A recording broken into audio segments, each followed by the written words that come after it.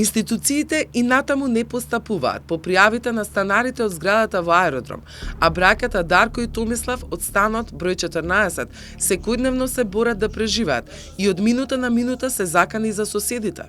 И по објавувањето на деталите на оваа приказна од страна на А1 а која со години се провлекува пред очите на надлежните, нештата не се помрднуваат од мртва точка.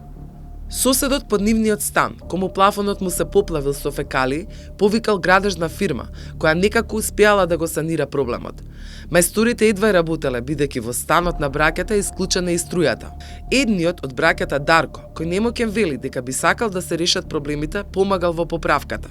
Дарко апелира дека му треба помош, не може да го плати долгот за струја, нема храна и покуќнина и нема минимални услови за да може да најде работа и нештата да тргнат на подобро. Тој вели дека со социјалната помош од 3500 денари не може да се грижи ни за самиот себе, а уште помалку за брат му Томислав, кому му е потребна и медицинска помош. Сепак, комисијата при социјалниот центар утврдила дека Дарко е деловно способен и може да се грижи за Томислав. Законските одредби и оние за кои е надлежен меѓуопштинскиот центар за социјални работи, но и законот за домување не се почитувани и на тој начин се замижува пред очигледните проблеми.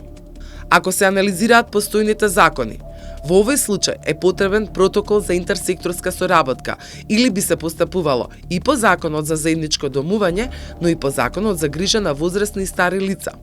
Од Министерството за труд и социјална политика и меѓуопштинскиот центар за социјална работа не одговараат на дописите од нашата редакција. Велат дека последниот период нема никаква координација во ова министерство. Инаку, по многуте кривични пријави по инцидентите што ги предизвикале браќата, треба да постапи Основниот суд 2 и оттаму да направат вештачење за менталната состојба во која се наоѓа Томислав. Така, памтите и подобри времења, значи ова е ситуација која е ескалирана за сметка на тоа што сте останале во ваква екзистенцијална ситуација. Дали тоа ги влоши однесувањето на брат кој велеше претходно дека имал проблеми, дали да речем си маштијата го доведе уште повеќе да стане агресивен, да не за тоа не е поврзано едно со друго. Ја мислам дека тоа не е поврзано, не би требало да е.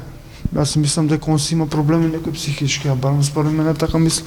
И јас исто кон него сум ситуација, сум немал ни за јадење, сум гладувал по една недела, да сум побудало како него да идам да кршам врати да се жалат комши или не знам што да правам. Тоа мислам дека брат ми си има проблеми, ја такви проблеми немам. Психички проблеми немам. Мене никој не ми смета. Не е убаво тоа што го правам, као да го смирам, не знам, треба јас со него се тепам, јас со него се расправам. Тоа е приоритет во моментот да се помогне за да се подобри ситуацијата и да се станете на носа, како што велиш ти. Како да се помогне, барем да си има услови да се живее, не знам како да објаснам. Тоа е едино.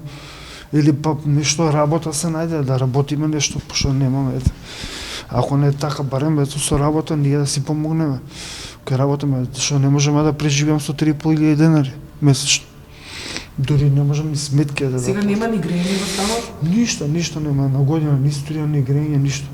Колку за споредба вакви и слични случаи во Холандија за лица што направиле далеку подрастични криминални дејства, се земаат предвид финансиската, емоционалната и социјалната состојба на осудениците и државата презема мерки за ресоциализација и рехабилитација под педантна контрола на надлежните служби од интердисциплинарен карактер. Работиме на две главни цели. Прво да спречиме ново дело, а втора да помогнеме за психолошкото страдање и социјалните проблеми што ги носат овие луѓе. Не третираме само луѓе со депресија, имаме луѓе што се сериозно психолошки ранети. Аутисти имаат тешки проблеми со учењето или нарушување на личноста, често во комбинација со зависности, финансиски проблеми и слично. Очигледно кај нас, ваква интерсекторска соработка и објективна проценка на состојбите и постапување нема ниту во превенцијата, ниту во решенијата.